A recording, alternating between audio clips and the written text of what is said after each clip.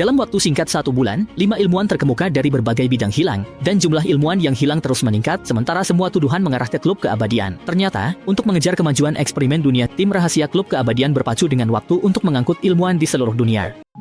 Yokoso di ruang Wibu. Tes langsung kita nonton.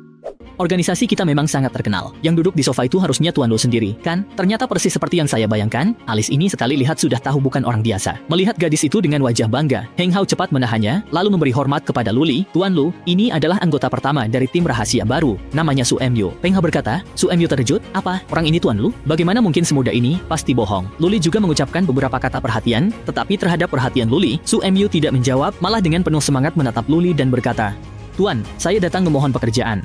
Mendengar ini, Luli menatap Peng Hao, mengira Peng Hao membocorkan hal ini, tetapi Su Emyu mengatakan kesimpulan ini dari pengamatan serta bicara dengan Hu Shanbao beberapa waktu, dan berjanji lebih baik dan setia pada Luli, karena mereka ditangkap, dia datang sukarela. Kepada wanita perhitungan ini, Luli marah, dia pakai tekanan waktu, Su Emyu tertekan ke tanah, tak bisa bergerak lama.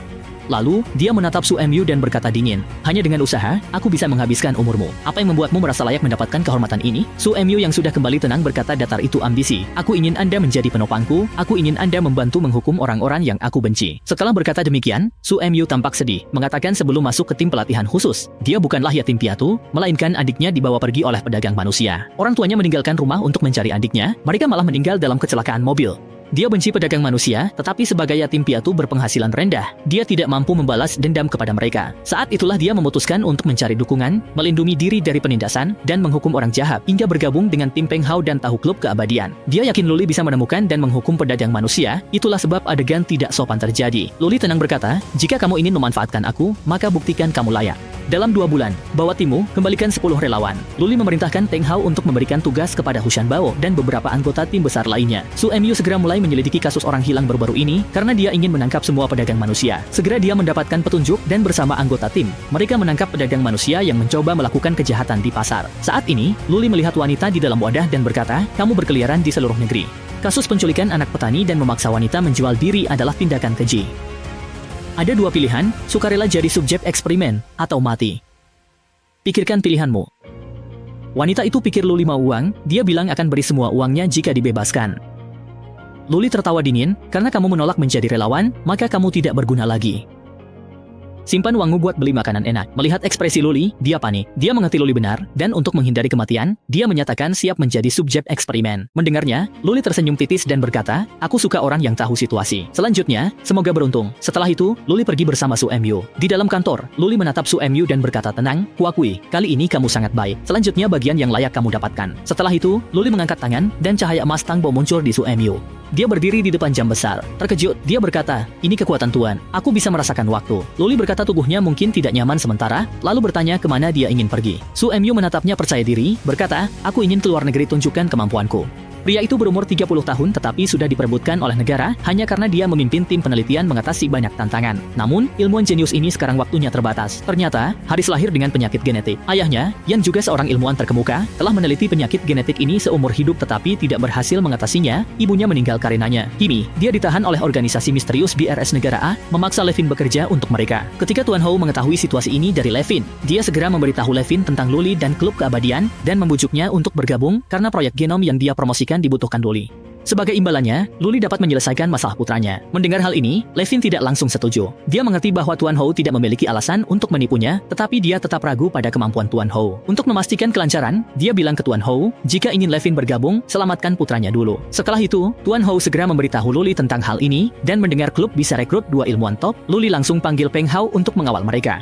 Mengambil informasi rahasia dari institut. Tim Peng Hao belum pernah bertempur setelah pelatihan, jadi ini kesempatan pemula berlatih. Di Rumah Sakit Nasional, Levin mengunjungi putranya, tapi topik hari ini berbeda. Dia bilang pada putranya bahwa dia menemukan cara menyembuhkannya dan akan membawanya pulang hari ini. Setelah Levin selesai, dokter di luar pintu memberitahu bahwa waktu kunjungan habis. Levin terbiasa, karena rumah sakit penuh mata-mata yang memaksanya meneliti. Namun, hari ini Levin tegas menolak, menyatakan dia pasti akan melakukannya. putranya keluar dari rumah sakit untuk mendapatkan perawatan di negara lain. Kemudian dua pria diundang masuk dan mereka adalah bawahan Peng Hao. Ternyata setelah Luli memberikan tugas, mereka segera datang ke negara tersebut, menghentikan Levin sebelum dia pergi ke rumah sakit, dan kemudian menjelaskan rencana kepada Levin. Nanti, Anda akan menerima email palsu, Anda dapat menggunakannya untuk memindahkan putra Anda dari pengawasan, dan kami akan menyamar sebagai pengawal yang Anda sewa untuk membawa anak itu keluar. Mendengar rencana yang begitu sederhana, Levin merasa agak lucu. Kemudian mereka menyarankan untuk mencari lebih banyak orang. Namun, setelah itu, dua orang yang sebelumnya berada di luar mobil menghilang. Saat dia masih bingung, terdengar suara mendesak dari belakang. Bagaimana? Sudah dipikirkan baik-baik? Waktu kami sangat berharga. Melihat pemandangan ini, Levin terkejut. Apakah ini yang disebut kekuatan waktu oleh Tuan Ho? Mungkin mereka benar-benar bisa melakukannya. Dan saat ini, semua orang di dalam ruang perawatan terjebak dalam kebuntuan, menghadapi dua petugas keamanan yang muncul tiba-tiba dan sikap tegas Levin. Dokter yang ragu-ragu menyatakan minta petunjuk atasan, namun orang yang mengamati dari belakang berkata dingin, jika ada yang ingin merebut, maka bunuh saja mereka. Mendengar ini, dokter bilang akan mengirim mobil untuk membawa mereka ke bandara, biar hemat waktu. Mendengarnya, Levin berkeringat dingin, dia tahu arti kata-kata itu, tetapi kedua orang tersebut tampak senang dan bahkan berterima kasih untuk hemat biaya. Setelah melihat putranya dan kedua orang itu naik mobil, Levin pun pergi alasan urusan. Saat ini, mobil yang sedang menuju bandara tiba-tiba ada seseorang yang terlempar keluar. Setelah menyelesaikan masalah, kedua orang itu segera mengirim pesan kepada Levin. Mendapatkan pesan tersebut, Levin langsung menuju laboratorium. Karena setelah merencanakan aksi, mereka juga memintanya untuk membawa data dari institut. Tepat saat dia memasukkan flash disk, tiba-tiba dokter masuk bersama dua petugas keamanan. Melihat ini, dokter berkata dengan dingin, Tuan Levin, apakah Anda benar-benar berpikir teman-teman TK Anda bisa membantu Anda melarikan diri dari sini? Sebenarnya, kami memiliki pengaruh besar. Sekarang buktinya jelas. Kami akan melakukan pengawasan ketat 24 jam terhadap Anda. Dia mengangkat flash disk, lalu melanjutkan, lain kali cari tim profesional dan peralatan canggih. Setelah dia selesai berbicara, lampu di laboratorium padam, dan saat itu suara Robert terdengar di pengeras suara. Dia membalas ucapan dokter tadi, sekarang semua di laos Anda terlihat jelas. Apakah Anda masih merasa apa yang Anda katakan tadi benar?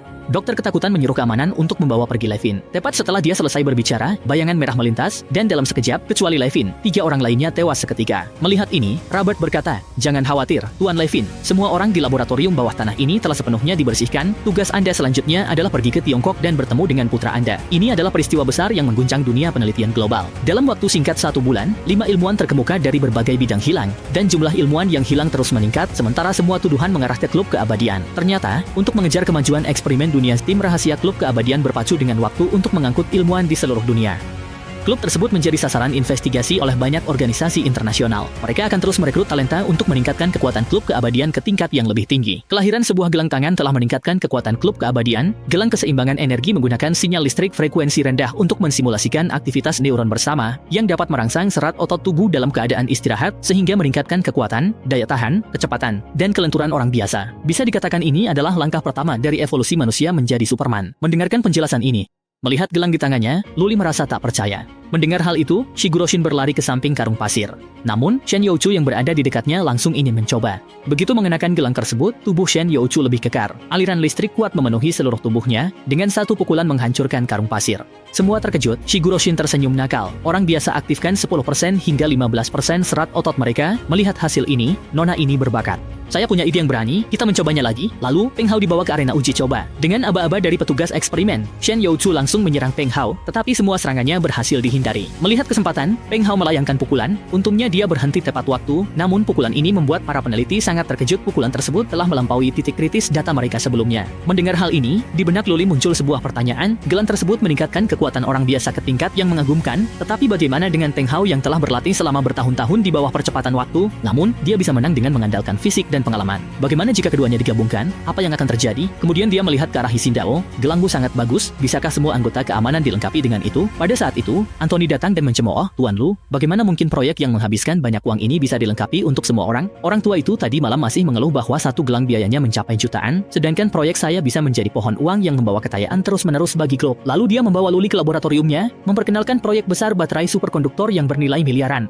Jika teknologi ini dapat dipromosikan, semuanya dapat menghemat 2/3 dari konsumsi daya. Meski masih tahap awal, sudah melewati tantangan tersulit, sisanya jalan mulus. Luli tersenyum dan berkata, segera ajukan paten global, dirikan grup energi superkonduktor, dan dalam hal penelitian dan pengembangan, saya akan memberikanmu kemudahan terbesar. Dia memerintahkan Due Yuan menghubungi pihak resmi, menukar teknologi dengan sumber daya, karena teknologi ini bisa membuat kita meninggalkan orang asing jauh di belakang. Setelah menyelesaikan urusan 30 tahun, Luli pergi ke Institut Dunia Zero One, ingin menggunakan trik kecil membantu eksperimen lokal di dunia sambil melihat ruangan penuh.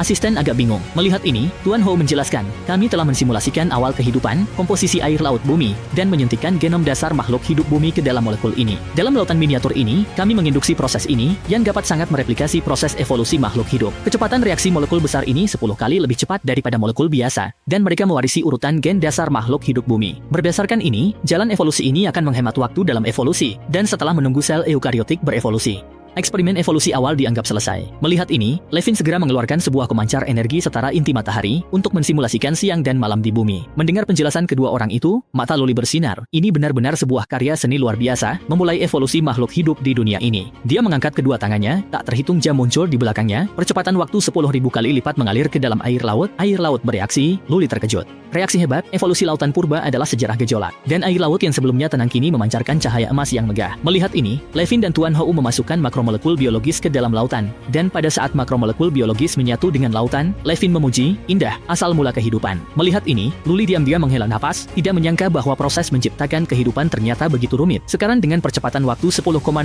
kali, setiap hari di dalam lautan miniatur setara dengan 4,32 detik di dunia nyata.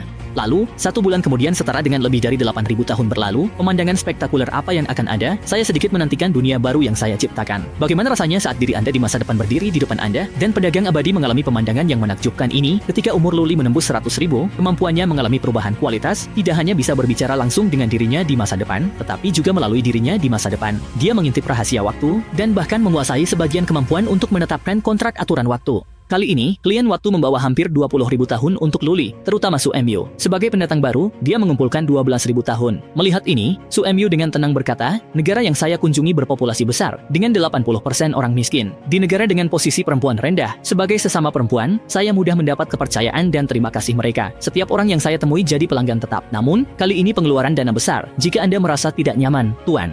Saya akan berhati-hati. Mendengar ini, Luli tersenyum tipis. Saya punya uang, yang saya kurang adalah waktu, jadi kalian semua tidak perlu khawatir. Dia melambaikan tangan, dan 4 kontrak berwarna emas muncul. Ini hak kalian menjual 1 tahun umur, kemampuan yang Luli dapatkan setelah 10.000 tahun umur. Sekarang dia telah berubah dari pelaksana waktu menjadi penguasa waktu. Setelah urusannya selesai, dia menyambut M. Akishi dan Tuan Rong. Melihat Luli, M. Akishi gembira dan menyatakan model laboratorium di bawah tanah ibu kota sudah selesai, menggunakan 48 gedung utama sebagai penyangga kota bawah tanah. Cukup untuk menampung puluhan ribu orang hidup di basis bawah tanah. Mendengar ini, Luli segera menyatakan bahwa dia telah menjadi anggota tingkat 1 dari klub keabadian dan mendapatkan 5.000 poin. Tepat ketika M. Akishi bersiap untuk menukar 1 tahun umur, Shen Youchu tiba-tiba masuk, memotong pembicaraan mereka, dan menjelaskan bahwa meskipun tidak sopan untuk mengganggu, Tuan telah mengatakan bahwa urusan tentang dunia nomor 1 adalah prioritas tertinggi. Tuan Rong terkejut karena dia sama sekali belum pernah mendengar tentang dunia nomor 1. Ini juga berarti bahwa tingkat keluarga Rong tidak cukup. Pada saat itu, Tuan Hou masuk memegang kotak, dan melihat begitu banyak orang di kantor, Tuan Hou langsung menyembunyikan kotak di belakangnya. Melihat ini, Luli tenang berkata, Tuan Hou, tidak apa-apa, mari kita lihat hasilnya. Tuan Hou mengambil sebuah reagen dan berkata, bulan keempat, hari kedua, sel prokariotik pertama muncul, tanpa membran, dan materi genetik di area elektron rendah tanpa batas jelas.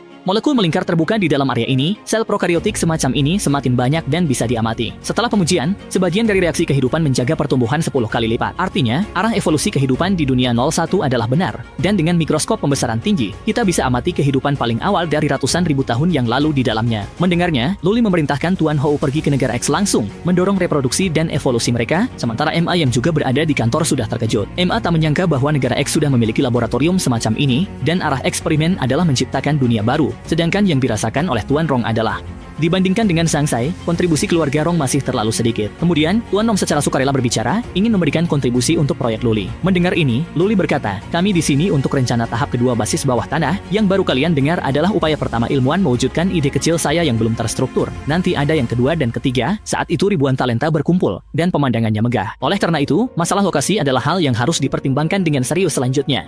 Pangeran Emaki, pembangunan basis bawah tanah untuk lingkungan eksperimen baru ini bergantung padamu. Emaki gembira dan berkata, tenang saja, Tuan, saya jamin hasilnya akan lebih baik daripada tahap awal. Melihat ini, Luli mengeluarkan jam saku dan melihat ke arah Emaki X. Anda masih memiliki 1 tahun umur yang belum ditukarkan, bukan? Emaki sangat senang, dia khawatir Luli akan melupakan hal ini. Melihat Luli memberikan pil perpanjangan umur kepada Emaki, Tuan Rong menawarkan diri untuk pergi ke negara P, memberikan kontribusi untuk Luli. Setelah meninggalkan klub, Tuan Rong memerintahkan keponakannya untuk segera menyelesaikan urusan keluarga Kong. Saat ini, keluarga Rong banyak informasi dari klub yang tidak bisa diketahui dengan segera. Keluarga Kong mewakili industri perbankan, berpengaruh besar di perbankan dunia. Memperkenalkan Tindakan mereka untuk bergabung mengembangkan basis bawah tanah pasti akan membuat Tuan sangat puas. Beberapa hari kemudian, Shen Youchu datang lebih awal ke kantor memberitahu Luli bahwa Peng Hao sudah siap dan bisa berangkat kapan saja. Ternyata, eksperimen dunia nomor 01 telah mencapai kemajuan revolusioner. Untuk itu, Luli dan lainnya harus pergi secara langsung. Di tengah perjalanan, waktu di dalam mobil tiba-tiba dipercepat. Luli merasa bingung, tetapi ketika melihat umur yang melayang-layang, dia langsung mengerti apa yang terjadi. Perasaan yang familiar ini, sepertinya ada yang ingin membunuhku lagi. Melihat kendaraan mencurigakan di belakang, dia segera turun untuk memeriksa. Melihat Fan Yongxiang di kursi penumpang, Luli langsung mengenali orang itu sebagai kepala departemen misterius, tetapi dia tidak tahu siapa yang duduk di kursi pengemudi. Ternyata, sejak sebelum Luli berangkat, mereka sudah mengawasi di sekitar klub.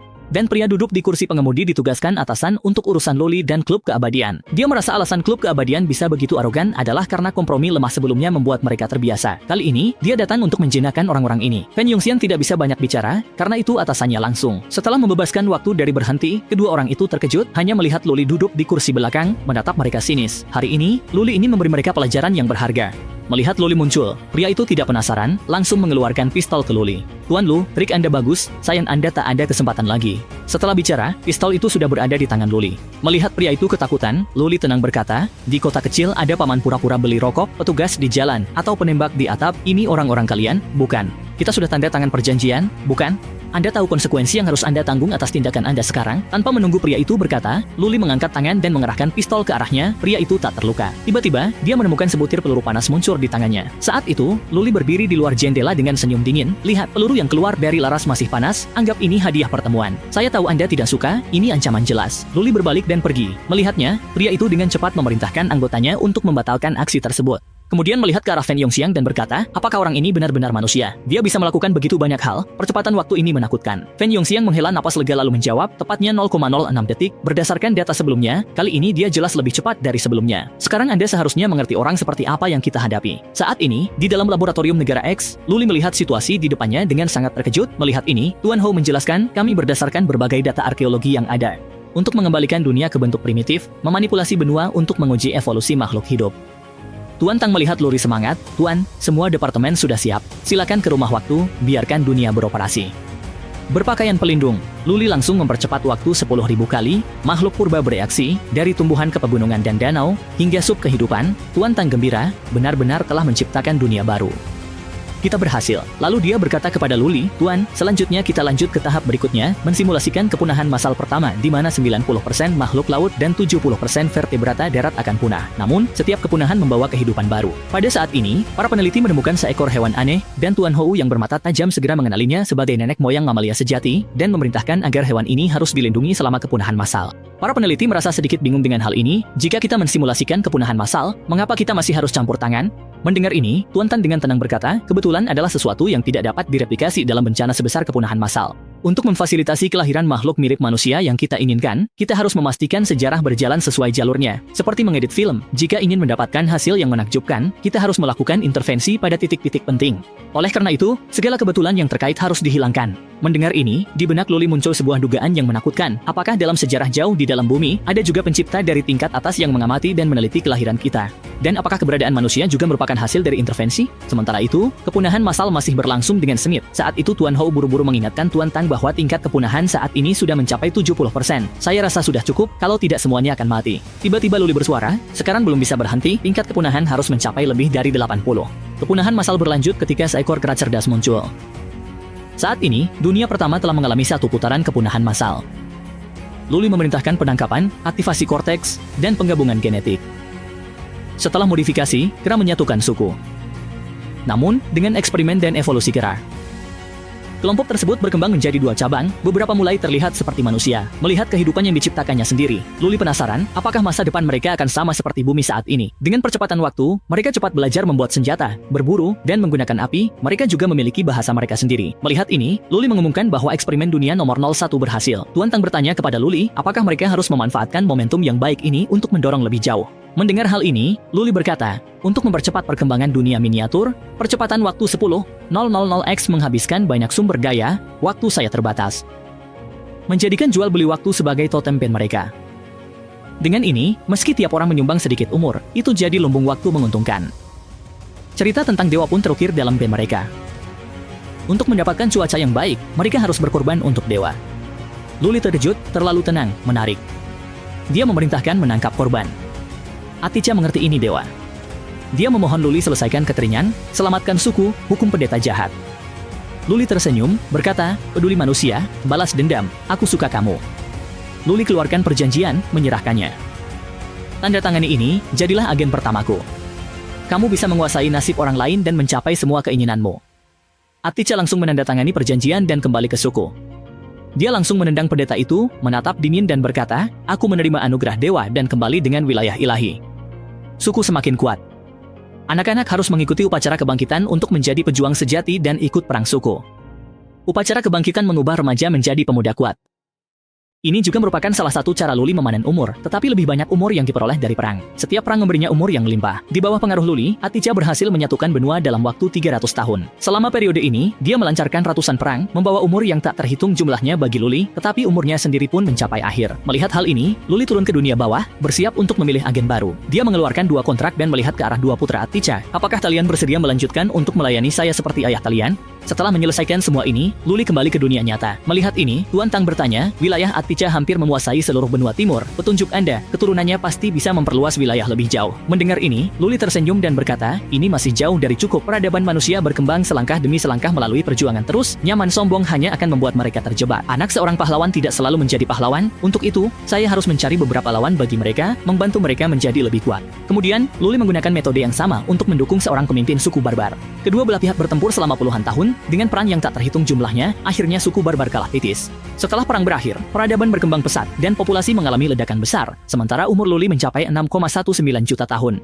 Melihat ini, Luli mengadakan pertemuan kecil, menyadari bahwa populasi di dunia nomor 1 hampir mencapai batas lingkungan dunia. 10 juta, Luli merasa sudah saatnya untuk mulai membangun dunia nomor 2. Ambisi seseorang saat kemampuannya meningkat, saat umur Luli mencapai 6,19 juta tahun, dia menargetkan semua ilmuwan dari tahun 1700 hingga 1900. Untuk membangun dunia kedua, dia ingin merekrut semua orang ini di bawah kepemimpinannya. Ternyata, setelah Luli mengumumkan rencana untuk membangun dunia kedua, Du Ewen secara pribadi menemui dia dan menyatakan tenaga kerja di laboratorium mungkin sulit mendukung pembangunan dunia kedua. Selain itu, selama periode ini, klub keabadian, dengan mengundang ilmuwan dunia dan mempercayakan orang, terus memperluas skala bisnis mereka.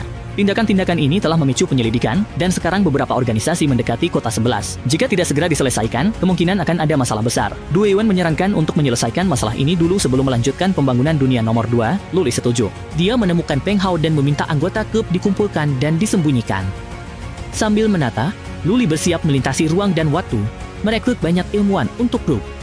Dia memerintahkan Shen Yuchu mengumpulkan informasi ilmuwan 1700 1900. Melihat banyaknya info, Luli menyadari menempatkan orang ini di mana adalah masalah besar. Untuk itu, dia perlu menemukan Jenderal Wardat Tiongkok yang setia, sehingga dia dapat mengendalikan basis bawah tanah. Setelah mencari, dia fokus pada Yuzhong, kemudian dia memberitahu Shen Yuchu untuk bersiap ikut perjalanan dinas. Shen Yuchu adalah lulusan humaniora cerdas, sejarah dan bahasa kuno harus dijelaskan olehnya. Segera, ketiganya tiba di tempat Yuzhong, kini jadi jalan makanan. Kemudian, Luli mengajak mereka ke restoran hotpot. Peng Hao bertanya, Tuan, apakah Anda akan memulai aksi di sini? Berapa lama Anda berencana pergi kali ini? Luli berkata, melintasi ruang dan waktu tidak tepat. Saya hanya bisa memperkecil selisihnya. Mungkin kita kembali sebelum daging matang atau menunggu beberapa bulan. Setelah itu, Luli dan Shen Yuchu menghilang dan mereka sudah berada di Sungai Waktu. Melihat Shen Yuchu terkejut, Luli berkata, kita sekarang berada di dalam waktu. Kamu tetap dekat denganku, kalau tidak akibatnya buruk. Tujuan kita adalah tahun 1745.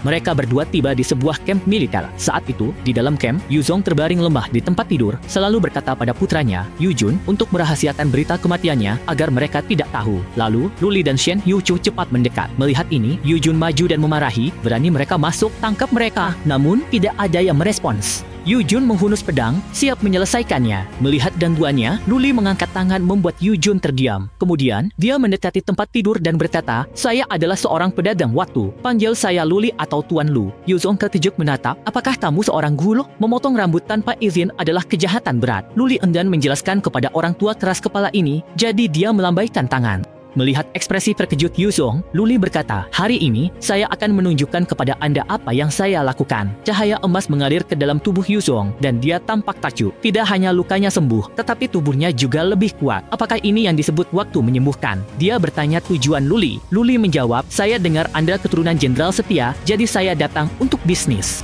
Luli mulai menceritakan akhir sejarah dan arah dunia. Yuzhong merasa gelisah. Dia tidak menyangka dinasti yang dia jaga seumur hidupnya akan berakhir seperti itu, dan ternyata ada kerajaan lain penuh ambisi. Dia merasa benci karena tak mampu membuat perubahan. Luli menunjukkan sisa umurnya dan berkata, "Jenderal Yu, Anda sudah mati sekali. Umur Anda hadiah dari saya. Dengan kesempatan hidup lagi, apakah Anda tidak ingin melihat dunia lebih luas dan dinasti baru?" Melihat umur 100 tahun lebih, Yuzhong sangat terkejut. "Jadi, seperti yang Anda bilang, saya pinjam umur 100 tahun Anda untuk melihat apakah dinasti saya nanti seperti yang Anda bilang." Luli tersenyum dan berkata, "Ingat, umur bisa dihabiskan, tapi Anda harus mati." Setelah itu, Luli menghilang. Waktu berhenti dicabut, Yu Jun melihat ayahnya meregangkan tubuh di tempat tidur, terkejut. "Ayah, mereka tidak melakukan apa-apa pada Anda, kan?" Yuzhong menyela, "Diam. Mereka bukan orang aneh, melainkan dewa yang sesungguhnya." Dia berbisik pada Yu Jun. Selesai, dia bertemu Luli. Melihatnya, Luli berkata, "Tujuan Anda jauh, namun Anda bisa membangun markas rahasia. Jangan kembali selama 200 tahun." Yuzhong berkata serius, "Menurut Anda, 100 tahun kemudian dinasti ini akan menghadapi bencana besar, dan Anda ingin saya berdiam diri?" Luli berkata tenang, "Satu hal yang harus Anda pahami, dengan satu orang mustahil mengubah arus besar sejarah. Bahkan jika Anda campur tangan, Anda tidak akan bisa mengubah dunia yang membusuk ini. Dinasti ini akan menghadapi bencana ini, dan di tanah yang membusuk, rumput liar yang kuat akan tumbuh. Tugas Anda adalah bersiap, berkembang diam-diam, dan mempengaruhi arah dunia. Begitu situasi dunia berubah, kita kuasai talenta paling canggih, membuat dinasti ini bangkit kembali." Luli mengeluarkan kertas, menunjukkan tugas masa depan. Nama ilmuwan di kertas itu, Yuzhong bingung, fisika dan kimia itu. Mendengarnya, Luli tersenyum dan berkata, "Itu harus Anda pelajari sendiri, Anda punya waktu." Setelah Yuzhong pergi, Shen Yuqiu tatap Luli dan bertanya, "Apakah kita selanjutnya harus melintasi ke era berikutnya?" Mendengar ini, Luli melihat umur panjangnya. Luli melihat Shen Yuqiu. "Bagaimana kalau kita melihat negara lain? Berapa lama waktu yang dibutuhkan untuk mengubah seseorang menjadi mumi?" Dan jawaban pria itu adalah, 1 detik sudah cukup. Setelah meninggalkan dinasti ini, tujuan Luli adalah Rusia. Ratu pertama Rusia berasal dari era ini. Pria kekar mengejar wanita. Wanita itu pemimpin pemberontakan, Anna. Sejak identitasnya terungkap, kerajaan menawarkan hadiah 1000 koin emas untuknya. Hal ini menarik banyak orang serakah mengejarnya. Dengan tubuh lelah, Anna tahu berlari sia-sia. Daripada mati perlahan, bertarung habis-habisan, dia segera memanfaatkan lingkungan untuk melakukan serangan balik, dan dia marah pada orang terakhir. Sebagai wakil pemimpin pemberontakan, dia memilih berkhianat demi 1000 koin emas. Cahaya emas memancar dari langit, dan Luli serta Shen Yuqiu muncul. Melihat tatapan terkejut mereka, Luli bertanya tenang, "Siapa Peter Pan?" Anna terkejut Luli. Dia bingung mengapa orang ini tahu situasinya. Luli menyadari dia yang dicari. Luli menatap pria itu dingin. "Kamulah ancamannya." Luli mengangkat tangan, tubuh pria itu berubah, kehilangan cairan, jadi mumi. Dua gadis ketakutan, semuanya cepat. Anna mengundang 2 penyelamat ke tempatnya. Luli berkata, "Saya pedagang abadi menjelajahi ruang waktu mencari pahlawan dan tokoh besar. Tapi pahlawan pemimpin petani menyerang istana adalah pejuang wanita." Anna menjelaskan namanya dari saudaranya yang tewas disiksa pemilik tanah. Dia menyamar, memimpin petani membalas dendam. Namanya terkenal, banyak tertindas bergabung, pasukan terbentuk. Identitas wanitanya terungkap pengkhianat. Mereka melihatmu melihat penyihir yang dibakar. Mendengar ini, Luli berkata, "Ketaisaranmu punya banyak ratu luar biasa, dan kamu hanya kurang keberuntungan serta bantuan. Lihatlah, kamu tampak gagal dan ditinggalkan. Namun, dengan bantuanku, kamu bisa membangkitkan organisasimu dan jadi ratu dunia bawah. Permintaanku menarik semua yang menyinggung keluarga kerajaan ke klubku, karena sebagai kekuatan besar dunia masa depan. Talenta Rusia adalah raksasa ilmiah penting, berkontribusi pada kemajuan dunia. Namun, dalam ketaisaran korup, perebutan kekuasaan menutupi kemajuan ilmiah." Anna bingung, kemana mencari mereka? Shen Yuqiu memberikan daftar kepada Anna, "Kami menyiapkan sumber daya, ada orang bekerja sama mendukungmu." Anna setuju, diputuskan, "Kamu menyelamatkanku, aku harus membalas kebaikanmu." Luli mengangkat tangan memperpanjang umur Anna, "Anggap ini uang muta, memimpin pasukan pemberontak. Kemampuan gunakan waktu lama untuk mendaki." Anna terkejut, dia tahu nama asliku, di hadapan dewa tidak ada rahasia. Dia memandang Luli, berkata, "Aku akan menepati janjiku." Luli mengeluarkan jam saku, "Aku menunggumu di sisi lain waktu." Setelah itu, Luli dan Anna menghilang. Selamat tinggal, mereka sudah di atas gunung bersalju. Melihat sekitarnya, Shen Yuqiu merasa terharu. Kemajuan peradaban manusia harus mengorbankan hal-hal yang begitu indah. Dia bertanya pada Luli, "Tujuan kita selanjutnya?" Luli terdiam, lalu berkata, Amerika masih tandus, kan? Ayo. Dia penasaran, bagaimana jika semua ilmuwan berbakat dari masa lalu dan sekarang dikumpulkan? Seperti apa pemandangan megah itu? Setelah perjalanan di Rusia, Luli membawa Shen Yuqiu ke Amerika saat revolusi industri, dan ilmuwan pertama yang dia temui adalah pendiri elektrodinamika, André-Marie Ampère, sarjana legendaris dalam fisika. Ampère tidak peduli dengan kemunculan Luli, memperingatkan bahwa vampir dan hantu harus menunggu sampai dia selesai menghitung data eksperimen. Luli dan Shen Yuqiu saling berpandangan, ilmuwan seperti ini memang sulit dihadapi. Namun, dia tidak berniat menunggu sampai pagi karena dia kekurangan waktu. Dengan menggentikan jari, waktu berhenti. Tubuh Ampère yang lelah mengira pagi sudah tiba. Ketika melihat jam saku, dia terkejut baru 10 menit berlalu. Dia tahu menghitung data tak mungkin secepat itu. Masalahnya dua tamu misterius di belakang. Luli melihat kebingungannya dan langsung bilang perasaan Ampère benar. Sebelum Luli selesai berbicara, Ampère mengambil tinta dan melemparkannya karena dia tak percaya orang biasa bisa hentikan waktu. Detik berikutnya, botol tinta melayang di udara, mengejutkan Ampère. Ini benar-benar cara yang mengubah pemahamannya. Luli tersenyum, saya bukan dewa yang ilusi, saya adalah seorang pedagang abadi yang menjelajahi sungai waktu dan ruang, dan saya datang khusus untuk Anda. Sambil berbicara, dia melambaikan, dan proyeksi kota modern masa depan muncul di depan Ampère. Menara tinggi atau pesawat yang terbang di langit, semua ini sekali lagi mengejutkan Ampère, seorang penjelajah yang menganggap sains sebagai hidupnya. Ampère menerima undangan. Setelahnya, Luli menunjukkan sisa umur Ampère.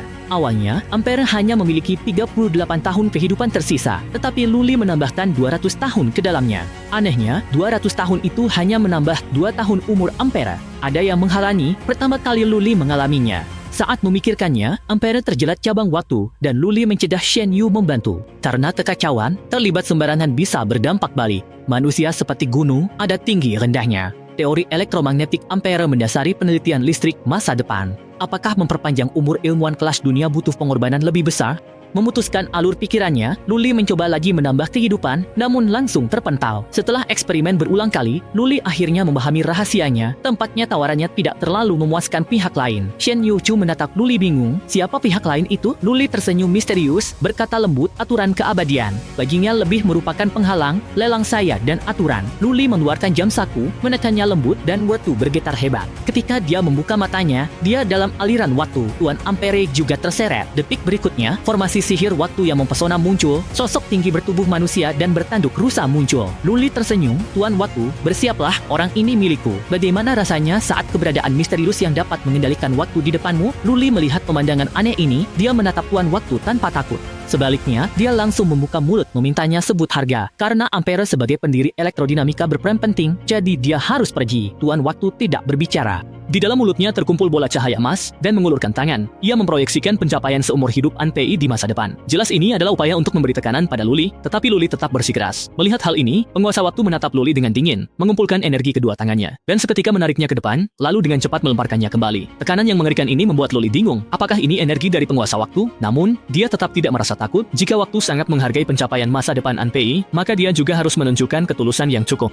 Kemudian dia memutar jam saku, memanfaatkan kekuatan waktu miliknya. Seketika, dua kekuatan yang menakutkan bertabrakan. Dalam pertemuan pertamanya dengan penguasa waktu, bagaimana mungkin dia menyerah begitu saja? Meskipun sisa umur Luli cepat berlalu, dia tidak bisa menahan diri untuk merenung, dan seketika merasakan sensasi menyenangkan dari menantang otoritas. Jika kamu menginginkan waktu, maka bagaimana jika aku memberikannya padamu? Di sisi lain, Shen Yuqiu duduk sendirian, karena Luli dan Anpei telah menghilang selama 1 menit penuh. Dia sedikit khawatir tentang keselamatan bosnya. Detik berikutnya, Luli akhirnya keluar dari aliran waktu. Shen Yuqiu tampak gembira, segera maju untuk menanyakan situasinya. Luli tertawa kecil, mendorong kacamatanya. Sungguh pengalaman yang luar biasa, meskipun hanya memberikan Anpei 200 tahun umur, namun dia harus membayar bunga hingga ratusan ribu tahun. Mendengar hal ini, Shen Yuqiu hampir saja ketakutan. Konsumsi umur ratusan ribu tahun, dia bahkan tidak berani membayangkannya, tetapi Luli tidak terlalu memikirkannya. Dia masih memiliki umur jutaan tahun, investasi ini masih bisa ditanggung, hanya berharap Tuan Anpei kita dapat, seperti yang dia harapkan, menciptakan masa depan yang lebih menakjubkan. Setelah pengalaman ini, Luli semakin memahami waktu dengan lebih mendalam. Semakin besar dampak seorang ilmuwan terhadap generasi mendatang, semakin banyak waktu yang dikonsumsi. Meskipun umurnya sekarang tampak banyak, dengan dukungan hukum keabadian, dia tetap perlu berhemat sedikit. Kemudian, dia menoleh ke Shen Yuqiu, siapa saja yang ada dalam rencana kita selanjutnya. Mendengar Shen Yuqiu menyebutkan satu persatu nama tokoh legendaris, Luli tersenyum tipis. Para maestro yang dapat mendorong peradaban ini, dia ingin mempertahankan mereka semua. Namun, waktu terbatas, jadi dia memutuskan untuk memulai dengan talenta di bidang arus listrik. Maka, Luli bersama Shen Yuqiu terus melintasi waktu, melompat bolak-balik di berbagai era dan negara. Meskipun nilai umur sangat terkuras, melihat sebuah disiplin ilmu berkembang dari tidak ada menjadi ada, pengalaman yang tak tertandingi. Ketika lonceng berdentang, dia tiba di pemberhentian terakhir, 10 Juli Januari 1857, hari di mana pria yang akan mempengaruhi tren perkembangan masa depan dunia akan lahir. Nikola Tesla, pria yang paling mendekati dewa dalam sejarah. Banyak orang menganggap Edison sebagai raja penemu, namun sedikit yang tahu bahwa Tesla adalah jenius sejati. Penemuannya setidaknya bisa mendorong peradaban manusia maju 100 tahun, dan target rekrutmen terakhir Lully adalah dia. Berbeda dengan sebelumnya, Lully tidak memilih periode dewasa Tesla, karena dia merasa menyaksikan pertumbuhan seorang jenius dengan mata kepala sendiri adalah hal yang menarik. Selama beberapa tahun berikutnya, Lully tinggal di kota kecil bersama Shen Youchu, dan Tesla tumbuh dari bayi menjadi dewasa. Namun, seorang jenius tentu tak bisa hindari pengaturan yang tetap, yaitu terisolasi dan tidak cocok dengan orang lain. Bahkan sering dimarahi oleh ayahnya karena meneliti hal-hal aneh. Namun, sejak kecil dia yakin bahwa teknik listrik adalah arah perkembangan teknologi masa depan, dan dia ingin menciptakan penemuan yang dapat mengubah dunia. Mendengar impian anaknya yang tak realistis, sang ayah tak mendukung, hanya menghela napas dan pergi dengan diam. Adegan ini dilihat oleh Shen Youchu yang mengamati diam-diam, dan dia memberikan sekantong suku cadang kepada Tesla. Tesla langsung sangat gembira, segera suku cadang itu direbut oleh seorang anak laki-laki yang mengenakan jubah, menghilang. Meskipun anak laki-laki itu berhasil melarikan diri, dia kecewa. Jika dia tahu itu tumpukan besi tua tak berguna, dia tak akan membuang tenaga. Anak laki-laki yang sudah beberapa hari tidak makan itu sangat lapar hingga pandangannya kabur, menutup matanya. Shen Youchu segera maju untuk memeriksa, "Tuan." Dia melihat saat anak itu demam, diam, karena dia tahu anak laki-laki itu hanya memiliki 8 menit lagi untuk hidup. Shen Youchu memandang Lully dengan sangat terkejut, dapat menghentikan waktu untuk menyelamatkan anak itu, tapi kenapa kamu tidak mau bertindak? Di dalam hati Lully tidak ada gelombang emosi. Sebagai penjelajah waktu, setiap detik di sini harus membayar biaya tinggi. Mengapa saya harus membuang waktu pada pengemis kecil tak berguna? Lagi pula, waktu adalah taruhan saya, apa yang bisa dia berikan kepada saya? Mendengar kata-kata ini, Shen Youchu terdiam sejenak, lalu perlahan berkata, "Tuan Lu, Anda sekarang seperti seorang kapitalis yang hanya peduli pada keuntungan, lalu apa arti mengumpulkan begitu banyak orang elit dan mendirikan klub keabadian? Apakah ini dunia baru yang dingin dan tanpa perasaan yang Anda inginkan?" Lully tetap tanpa emosi, dia tidak menyangka Shen Youchu berani menentangnya, tetapi perbedaan pandangan ini membuat Shen Youchu sangat marah. "Tuan Lu, jika Anda kehilangan kemanusiaan, apa artinya Anda sendirian? Jangan sampai Anda terasimilasi oleh hukum keabadian, Tuan." Tiba-tiba, Lully tertegun, dongeng, ini adalah masalah yang belum pernah dia pertimbangkan. Adegan berganti, Lully duduk di sofa dan menghela napas, entah apakah dia tergerak oleh kata-kata Shen Youchu, dia akhirnya menyelamatkan anak laki-laki itu dan memberinya tambahan 10 tahun umur. Dalam kebingungan, anak laki-laki itu menyebut nama ibunya, lalu tiba-tiba terbangun karena dia menyadari tempat itu hangat, ternyata itu adalah lingkungan yang asing. Arthur secara naluriah bersiap untuk melarikan diri, tetapi bagaimana dia bisa keluar? Anak laki-laki itu ketakutan dan berteriak sekuat tenaga, tetapi tidak ada hasilnya, segera berlutut dan berteriak, "Ampuni saya, Tuan penyihir." Lully melihat anak laki-laki itu dengan sedikit geli, lalu bertanya mengapa dia mencuri di luar. Arthur tidak menyembunyikan bahwa ayahnya adalah seorang pemabuk buruk, tidak melakukan apa-apa tapi sering memukul dan memarahi ibunya, dan dia juga dipaksa oleh ayahnya untuk mencuri. Jika dia tidak berhasil mencuri, bukan hanya dia yang akan dipukuli, tetapi ibunya melindunginya juga akan terkena dampaknya. Setelah tertidur lama, ibu malang itu pasti telah disiksa lagi olehnya. Seperti yang dia duga, setelah menunggu lama tanpa melihat Arthur kembali, ayahnya melampiaskan semua amarahnya pada wanita itu, cambukan demi cambukan. Wanita itu memang sudah lemah, dan setelah siksaan yang menyakitkan ini, dia langsung meninggal. Lully yang datang terlambat langsung ribut, dia bicara untuk beli mayat. Pria itu terkejut, pernah dengar beli istri, tapi tidak yang mati. Lully dekati wanita itu, tapi tidak ada info umur. Ini tunjukkan wanita itu mati sepenuhnya. Yang tidak tunjukkan tanda kehidupan, meski punya lebih banyak, tidak bisa dimasukkan. Niat bunuh Lully muncul, dia lempar koin emas ke pria itu, jadi bisakah kita tanda tangan kontrak? Meskipun pria itu merasa ragu, dia tidak mungkin menolak uang yang datang kepadanya. Selain itu, setelah dia memahami cara menjual mayat, dia bisa sepenuhnya meninggalkan Lully dan bekerja sendiri. Kemudian dia tersenyum licik kepada Lully, "Apakah Anda masih terus membeli mayat? Saya sudah mengincar beberapa orang, dalam 2 hari ini saya akan menyelesaikan mereka." Lully menatap matanya dengan lebih dingin, "Jadi, apakah kita sudah mencapai kesepakatan?" Pria itu tersenyum jahat dan mengangguk, "Tentu saja, saya sudah tidak sabar lagi." Mendengar kata-kata ini, ekspresi dingin segera muncul di wajah Lully. "Jadi kesepakatan tercapai, Anda bisa, menyinggung keabadian." Seberapa menakutkannya seorang pedagang? Pria itu awalnya memiliki sisa umur 30 tahun, tetapi seketika berubah menjadi orang tua yang sekarat. Hanya karena adegan pembunuhan istrinya terlihat oleh Lully. Sampah yang tidak memiliki arti keberadaan seperti ini hanya layak menjadi pupuk bagi aliran waktu. Melihat ekspresi ketakutan pria itu, Lully tidak ragu-ragu. Kolam waktu berputar dengan gila, pria itu menua dengan cepat dalam sekejap mata.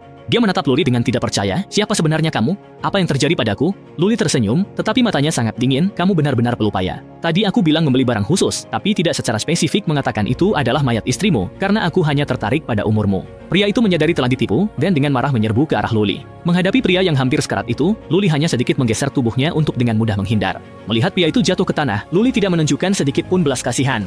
Sering melakukan kejahatan menghancurkan diri, akhir baginya. Gemetar mendongak, umurnya 5 menit, dia hancur, berlutut dan meminta maaf, memohon Lully mengembalikan umur. Lully tidak tergerak, dingin memulai hitungan. 543, kematian dekat, gila. Menutup telinga, kata terakhir Luli, jantung berhenti. Akhirnya, jahatnya berakhir. Saat Luli kembali, Shen Youchu maju menanyakan ibu Arthur. Ketika mendengar mereka terlambat, Shen Youchu tertegun, merasa kasihan, memohon pada Luli untuk tidak memberitahu anak itu kebenarannya, katakan ibunya melarikan diri. Mendengar itu, Luli menegur, simpan belas kasihanmu, dengan hak apa kamu mencabut haknya mengetahui kebenaran? Shen Youchu ingin bicara tetapi terhenti, merasa langsung memberitahu kebenaran terlalu kejam. Luli tertawa sinis. Ini adalah sesuatu yang harus dia alami dan ingatlah, jika bukan karena aku memberinya umur panjang, dia sudah mati kemarin. Jika dia tidak bisa menahan sedikit pun kesulitan ini, untuk apa aku menyelamatkannya? Jadi satu-satunya yang bisa kita lakukan sekarang adalah memberikan ibunya pemakaman yang layak. Kembali ke kamar, ketika mendengar bahwa ibunya telah terbunuh, Arthur langsung menangis terseduh-seduh, akhirnya dia benar-benar mati. Rasa sakit kehilangan ibu membuatnya menggertakkan gigi. Tuan, orang itu, di mana dia? Luli tertawa sinis, saat ini mungkin sudah dimakan anjing liar. Setelah berkata demikian, Luli tiba-tiba mendekat ke depan Arthur.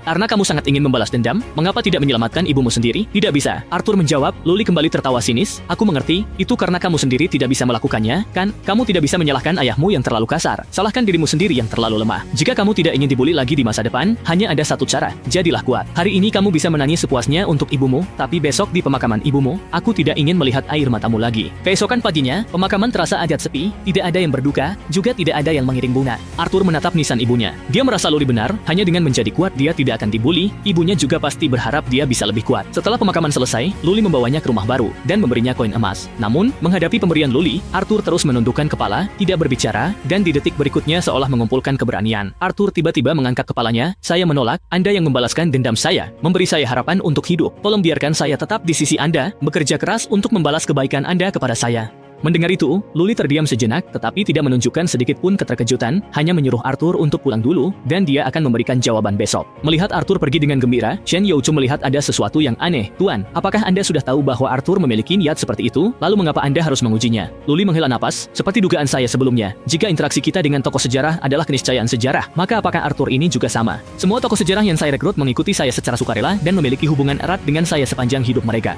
Tetapi jika Arthur tidak memiliki kesadaran seperti itu, maka hubungan itu pasti akan terputus. Pada saat itu, keberadaannya bukanlah suatu keniscayaan, melainkan ancaman potensial yang tidak terkendali yang berkeliaran di luar. Nada suara Luli tenang, tetapi membuat punggung Shen Youchu merinding. Jadi Tuan, apakah Anda sudah memikirkan hal ini sejak Anda menyelamatkannya? Jika Arthur tadi tidak memilih untuk mengikuti Anda, Luli menoleh, menjawab dengan suara dingin. Jika tidak ada hubungan dengan saya, itu adalah ancaman berbahaya potensial yang harus dihapus tanpa ampun. Jadi saya tidak menyelamatkannya, itu hanya karena nasibnya belum berakhir. Bagaimana rasanya ketika ayahmu tidak pernah menua? Sebagai anak angkat, Arthur mengalami pemandangan yang aneh ini sejak diselamatkan oleh ayahnya pada usia 7 tahun, 10 tahun lebih telah berlalu, baik ayah maupun ibu tetap terlihat muda. Ini membuat Arthur menyadari bahwa orang tuanya bukanlah orang biasa, namun hari ini adalah hari perpisahan mereka dengannya. Luli melambaikan tangan memanggil formasi sihir waktu, dengan wajah tenang menatap Arthur. Tidak ada pesta yang tidak berakhir, lambat semua pergi. Namun, selama kamu menandatangani kontrak ini dan menjadi anggota klub keabadian, aku akan memberimu umur 100 tahun dan kekayaan tak terbatas, sehingga kita masih bisa bertemu lagi. Meskipun Arthur sudah menduga identitas ayahnya, dia tetap terkejut. Detik berikutnya, dia tanpa ragu berlutut karena diselamatkan ayahnya, menandatangani kontrak bukanlah apa-apa. Luli melihat Arthur yang mandi dalam aliran waktu dengan sangat puas, karena ada banyak aturan yang dibatasi oleh hukum keabadian, hanya mereka yang 100% setia padanya yang bisa menandatangani dengan lancar. Saat itu cahaya emas menghilang, dan sisa umur Arthur langsung menjadi 110 tahun dan 4 bulan. Setelah berpisah dengan Arthur, Luli membawa Shen Youchu ke benua baru, bersiap untuk menemukan Tesla yang sudah dewasa dan membantunya menyelesaikan pertempuran besar sebagai Raja Listrik. Siapapun yang mengenal Edison tahu bahwa menyebutnya sebagai penemu lebih tepat disebut sebagai pengusaha. Meskipun dia memiliki banyak paten, sebagian besar adalah hasil dari timnya yang diambil alih olehnya. Inilah alasan utama Luli memilih Tesla dan meninggalkan Edison. Seperti yang dia duga, ketika Tesla muda mengajukan rencana perbaikan arus arah, mata Edison berbinar, memuji, tetapi tidak menyebutkan bonus yang dijanjikan. Tesla merasa canggung dan memandang, Anda berjanji memberi bonus. Mendengar itu, Edison tertawa, sepertinya saya pernah berjanji.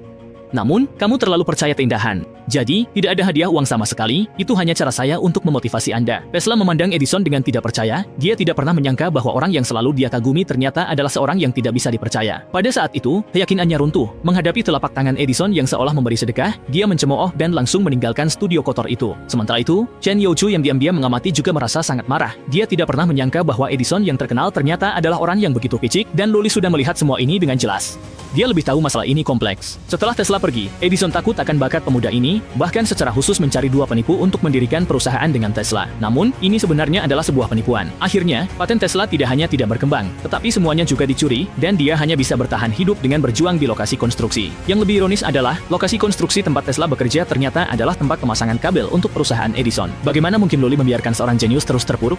Detik berikutnya, dia langsung muncul di depan Tesla, tersenyum tipis. Tuan Tesla, sudah lama tidak bertemu. Tesla yang tiba-tiba melihat kenalan lamanya, tampak sangat terkejut, memandang Luli dengan tidak percaya. Memahami kebingungannya, Luli melambaikan tangan dan menunjukkan formasi waktu. Sebenarnya, saya adalah seorang pedagang yang berjalan di sepanjang sungai waktu. Waktu adalah taruhan saya, dan Anda adalah kandidat terbaik yang saya cari. Tesla dengan sinis melihat dirinya sendiri. Apakah orang yang penuh dengan tanah seperti saya ini? Luli tidak berbicara, mengulurkan tangan. Saya akan membawa Anda melihat masa depan. Pada saat kedua tangan saling berpegangan, kolom waktu berputar dengan cepat, dan Tesla langsung tertegun. Apa yang terbang di langit ini? Rumah bisa dibangun setinggi ini? Luli dengan tenang berkata, saya bisa memberi sedikit petunjuk tentang pencapaian masa depanmu, seperti generator arus bolak-balik, sistem radio, turbin, pemancar penguat, dan lain-lain. Tesla memandang Luli dengan tidak percaya, apakah semua ini yang saya lakukan? Luli mengangguk mengonfirmasi. Tesla menangis bahagia, terus-menerus bergumam, saya benar, saya bukan pecundang. Saat itu, Luli memandang Tesla, tersenyum dengan cara yang menawan. Jadi, yang paling penting sekarang bukanlah terus mengeluh tentang hidup yang terbuang sia-sia, tetapi gunakan bakatmu untuk membuktikan dirimu. Sambil berbicara dia mengeluarkan kontrak waktu, Tuan Tesla. Sekarang apakah Anda bersedia bergabung di bawah pimpinan saya? Bersama saya menyaksikan dunia baru di masa depan? Saya bersedia. Pria itu hanya menelepon sekali, dan baik itu Ratu Rusia atau Godfather Amerika, semuanya meninggalkan segalanya hanya untuk bertemu dengannya. Ternyata pria itu adalah pedagang abadi yang menjelajahi sungai waktu. Setelah merekrut banyak pengikut, akhirnya melintasi ruang waktu kembali ke dunia nyata.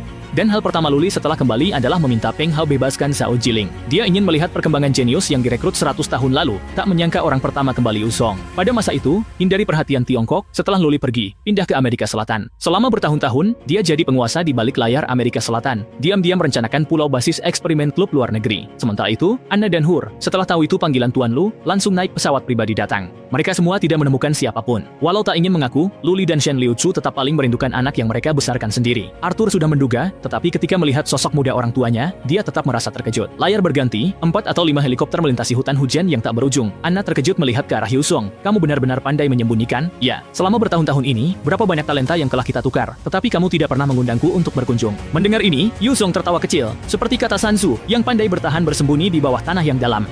Aku kurang kenal dengan nyonya yang ini. Anna tidak marah, mengedipkan mata, kalau kamu lebih muda beberapa puluh tahun, aku menaklukkanmu. Saat itu, Luli menyadari keunikan tempat ini, tak tahan berkata, ini rumah luar biasa, di bawah 9 lapisan tanah.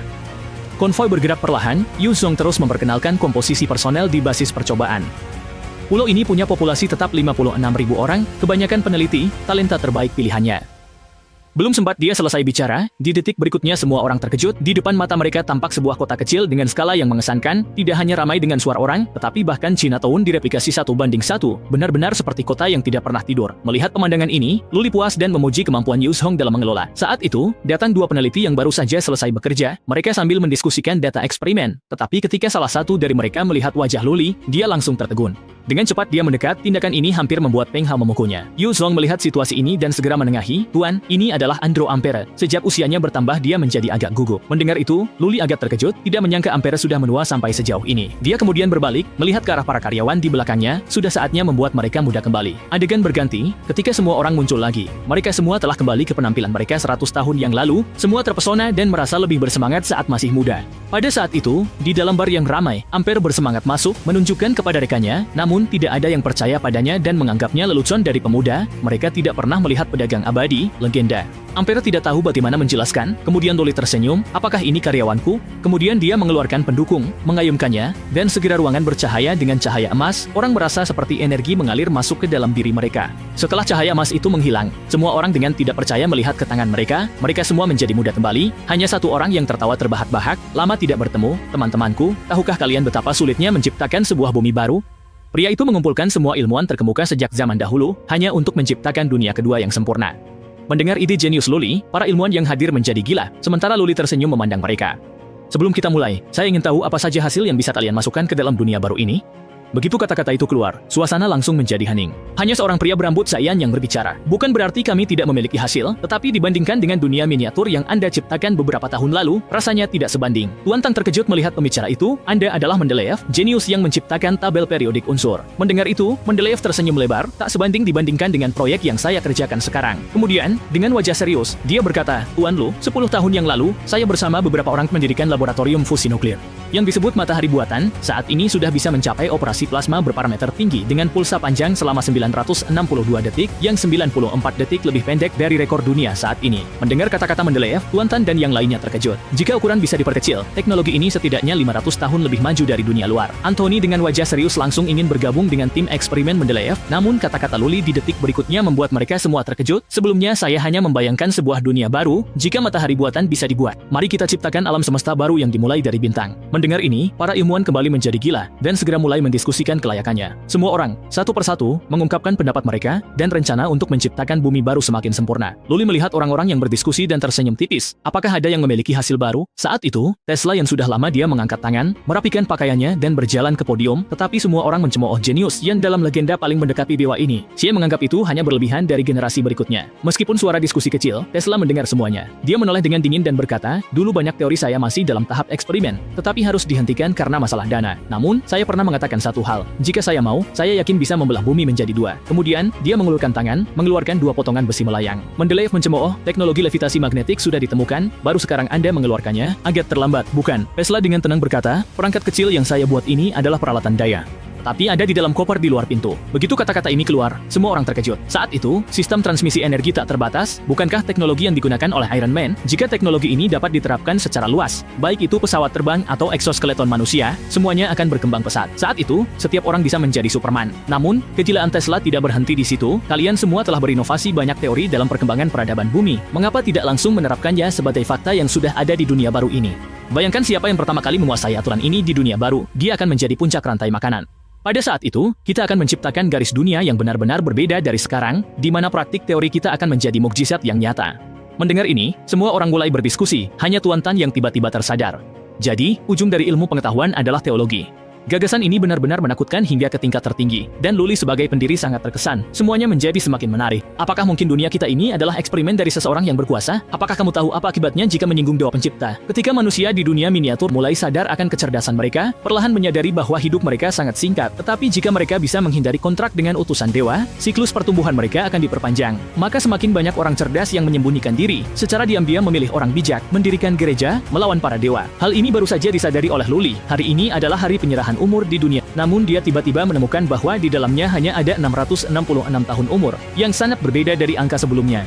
Melihat hal ini, Luli sangat terkejut. Apakah kamu yakin semua utusan di dunia Wan sudah menyerahkan? Meskipun mendapatkan jawaban pasti dari Dui Wen, Luli tetap merasa ada yang tidak beres, karena kali ini waktunya setidaknya sepertiga lebih sedikit dari sebelumnya. Jadi dia segera berangkat ke markas dunia Zero One, di mana semua peneliti berkumpul. Setelah mendengar penjelasan Luli, Tang Lao menundukkan kepala dengan rasa malu. Ini adalah kesalahan dalam pekerjaannya, sementara Tesla menyatakan bahwa mereka harus segera memasang perangkat statistik data untuk mencegah terjadinya hal ini lagi. Namun, Luli tidak terlalu memusingkan masalah ini. Urusan memperbaiki kesalahan bisa diserahkan kepada orang lain. Prioritas utama adalah merumuskan rencana tanggapan. Misalnya, apakah kita bisa menggunakan semacam hukuman untuk memberi pelajaran kepada para manusia ikan yang mengkhianati sang pencipta? Mendengar ini, Tang Lao terkejut. Tuan, maksud Anda adalah banjir besar. Kata-kata ini keluar, Hou Gaoming segera melompat untuk menentang. Ini semua adalah keajaiban yang dia kembangkan dengan susah payah. Bagaimana bisa dihancurkan begitu saja? Setelah hening sejenak, Tang Lao juga menyatakan bahwa perlawanan adalah jalan yang harus dilalui oleh peradaban manusia, karena langsung memusnahkan memang agak ekstrim. Tesla berpendapat lain, letusan gunung berapi, gempa bumi, atau wabah penyakit. Mendengarnya, Hou Gaoming melompat untuk berdebat, namun Luli dengan suara dingin memotong, saat ini adalah tahap persiapan dunia nomor 2, saya tak punya waktu di sini, jadi manusia di dunia nomor 1 harus mendapatkan pelajaran terbesar. Saya akan melaksanakan hal ini sendiri, agar mereka, manusia kecil ini, menyadari dunia mereka punya penguasa. Sementara itu, di dalam dunia miniatur nomor 1, semua orang berkumpul di alun-alun, hanya melihat seorang pria berkerudung yang dengan lantang menyatakan bahwa para utusan dewa adalah penipu. Janji dewa untuk melindungi kita dengan cuaca yang baik adalah lelucon karena dunia kita memang tidak memiliki penderitaan tersebut. Lihatlah diri kita sendiri, kita tidak ada karena dewa, kita adalah pilihan alam, kita juga adalah jiwa yang bebas. Ikuti aku, mari kita bersama-sama melawan dewa, merebut kembali waktu yang menjadi milik kita. Orang-orang segera mengangkat tangan mereka, bersatu melawan musuh, dan seketika mengikuti Tuan Bijak. Teriakan, "Hidup Tuan Bijak," bergema di mana-mana. Pada saat itu, sebuah monitor yang mewakili mata langit terbang di atas kepala orang-orang. Seorang pengikut fanatik langsung ingin mengangkat senjata dan menembak, menghancurkan mata dewa ini. Berhenti. Tiba-tiba Sang Bijak bersuara menghentikan, "Monster besar itu bukanlah makhluk berdarah daging. Kita tidak bisa berbuat apa-apa terhadapnya sekarang. Tetapi para utusan dewa yang berdarah daging tidak bisa lari, mari kita bunuh mereka semua sekarang." Di sisi lain, Luli sudah mengenakan sensor, bersiap untuk memproyeksikan dirinya ke dunia miniatur. Ini adalah penemuan terbaru Rubber, yang tidak hanya memungkinkan Luli untuk terbang dan bergerak bebas miniatur, tetapi juga dapat menyesuaikan kulit dan bentuknya. Sementara itu, dunia miniatur sedang mengalami perubahan lagi. Di bawah pimpinan Sang Bijak, semua warga sedang menangkap para utusan dewa dalam jumlah besar, dan setiap kali menangkap satu, mereka membawanya ke pelabuhan untuk dieksekusi. Tujuannya adalah untuk mengirimkan sinyal baru kepada para dewa. Mulai hari ini, kita benar-benar bebas. Pada saat itu, suara gemuruh petir tiba-tiba terdengar di langit, semua orang terkejut memandang ke arah laut, lihat ke sana. Apa itu di atas laut? Ketika manusia yang dipelihara mulai menyadari kesadaran diri, apakah seharusnya mereka dibunuh atau dibiarkan bebas? Dunia Zero One telah berevolusi selama jutaan tahun dengan populasi yang telah mencapai 1,3 juta. Seharusnya bisa terus berkembang dengan damai. Namun, ada seorang bijak yang bodoh yang mengira telah memahami rahasia dunia, tidak hanya menolak menyerahkan umur panjang, tetapi juga mengumpulkan rakyat untuk menyebarkan ateisme, bersiap untuk melawan dewa yang tidak ada. Namun, saat dia masih berbicara dengan lantang, dia tidak menyadari bahwa ombak besar sudah menggulung di belakangnya. Penduduk sipil di pantai tidak sempat bereaksi, dan seketika terseret ke dalamnya. Dalam waktu singkat, banjir setinggi 100 meter menenggelamkan seluruh kota dan penduduknya. Gimana menurut kalian? Jangan lupa like dan subscribe. Mata Neh!